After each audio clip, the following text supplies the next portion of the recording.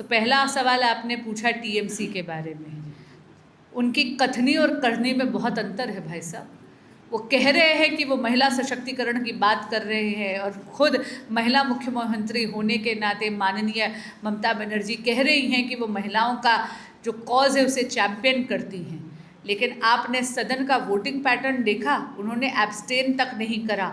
लाल button दबाकर नारी शक्ति वंदन अधिनियम संशोधन जो 33% आरक्षण अभी लागू कर देता, यानी 2029 के चुनाव में सभी राजनीतिक दलों को विवश कर देता कि इस देश की मातृशक्ति को कम से कम 33% वो महिलाएं पार्लियामेंट तक पहुंचती। आज हम 74 हैं, वी आर 74।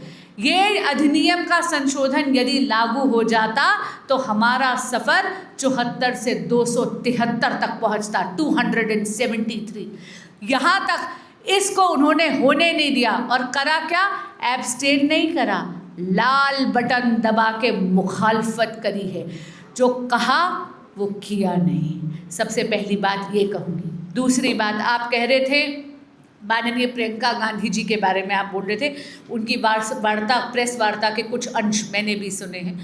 आपका सवाल ये था कि जो अभी है, उन्होंने कहा कि 2023 का, आपका ये सवाल था कि वो कह रही है कि 2023 का ही अधिनियम आप क्यों नहीं ले आते। हाँ, मैं वही बोल रही हूँ। उनका कहना है कि 2023 में जो पारित हुआ था उसको इम्प्लीमेंटेशन। बिल्कुल, बहुत धन्यवाद, आपने ये सवाल पूछा दोनों भाइयों ने, बहुत धन्यवाद। देखिए, बहुत विनम्रता से कहूँगी कि माननीय प्रियंका गांधी जी वाड्रा जी मेरी तरह पहली बार की सांसद हैं, मेरी तरह शायद वो भी सीख रही हैं, इसलिए शायद वो इस बात से अवगत नहीं है कि ये वही बिल आया था, उसमें संशोधन लाया जा रहा है। जिस परिसीमन की हामी यानी हुंकार यानी कंसेंट उन्हीं की पार्टी दे चुकी है, हम उसी को लेकर आए थे।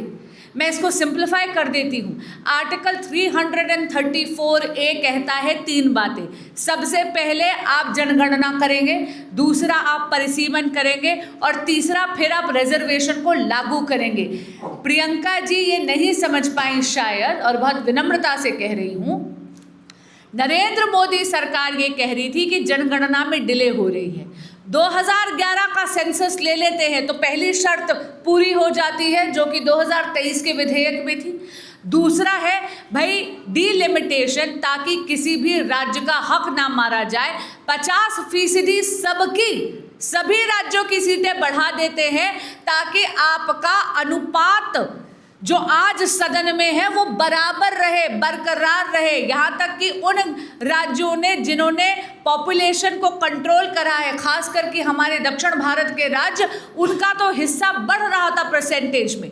और फिर हम कह रहे थे कि नारी शक्ति वंदन अधिनियम को हम लागू कर देते हैं 2029 में ही।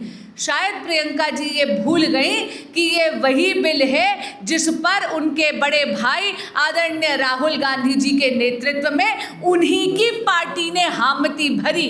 लेकिन हामी भर तो दी, जब मौका आया to put your mouth where your money is, जब मौका आया वचन पूर्ति का, तो उन्होंने इस देश की मातृशक्ति के खिलाफ वोट कर पुनः लाल बटन दबाकर इस देश की मातृशक्ति के साथ विश्वासघात कर दिया। Welcome to exclusive Odisha. Like and subscribe for more videos.